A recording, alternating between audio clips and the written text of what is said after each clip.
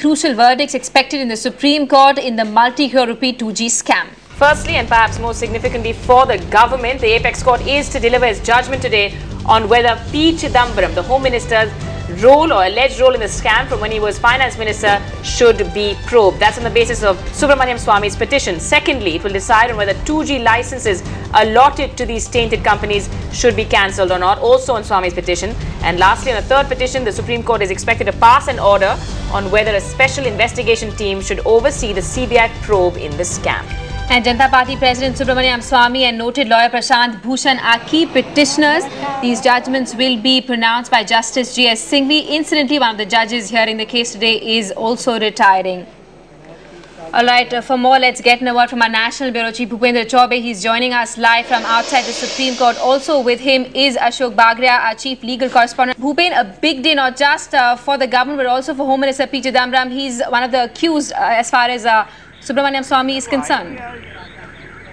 Well, not just to Mr. Chidambaram, the entire UPA leadership will be looking at the proceedings in the Supreme Court very, very closely. And how very interesting that this judgment, actually a part of 3 judgments, is going to be delivered on a day when one of the judges who's been a part of that bench which has been looking at this entire case, Justice Ganguly, also happens to be retiring today itself. Ashok, isn't it? I mean, the Supreme Court is decked up to listen to the farewell speech, in a sense, from Justice Ganguly.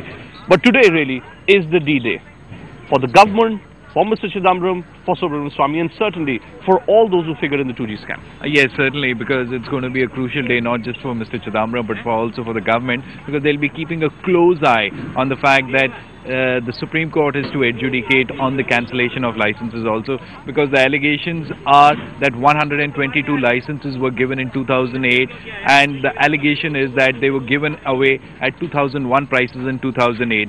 Secondly, the whole policy of first come first serve basis was flawed and malafide. Let's just look at for the timing. Let's just look at Mr. Chidambaram. Let's just look at the petition which was moved by Mr. Swamy.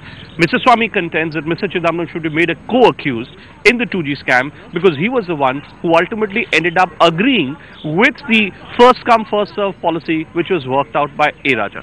Yes, actually that is the contention of Mr. Subramanian Swamy when he brought this petition to the Supreme Court. He says that there was a meeting of minds between Mr. A. Raja and Mr. Chidambaram when they were deciding on the pricing of the spectrum. And in fact, the allegations go a step further where they say, where Mr. Subramanian Swamy is saying that Mr. Chidambaram, who was the then Finance Minister, did not try to stop Raja from going ahead with the 2001 prices. So in a sense, there is a case which is being made out by Mr. Swamy against Mr. Chidambaram, and he wants the court to direct the CBI to investigate Mr. Chidambaram. Well, Mr. Chidambaram certainly will be looking at all the events here in the Supreme Court very, very closely, but so will be his other colleagues.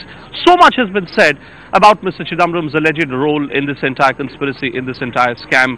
He himself has consistently denied. The position which has been taken by the UPA's own managers in support of Mr. Chidambaram has been that at the end of the day, all decisions which are taken by the government are taken at the cabinet level. Any decision which may have been taken or agreed in principle by Mr. Chidambaram should not be interpreted as his personal decision. It has to be looked at as a government's decision, Sibal. So they're saying that he didn't have a role in either price fixation or the grant of licenses. Bhupendra, just to get you on that other petition that's coming up also for hearing when it comes to the cancellation of licenses, that's something else Subramanian Swamy is pushing for.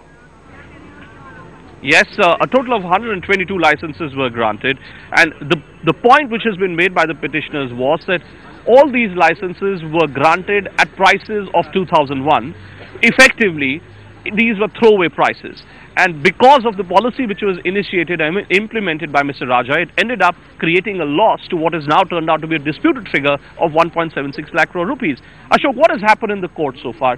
What's the position which has been taken by the court in course of the argument? Well, as far as the court is concerned, as far as the cancellation of licenses are concerned, the petitioners have strongly relied on the CAG report, which say that a loss of 1.76 lakh crore has happened to the government, to the exchequer, because the spectrum, instead of being auctioned was sold at 2001 prices.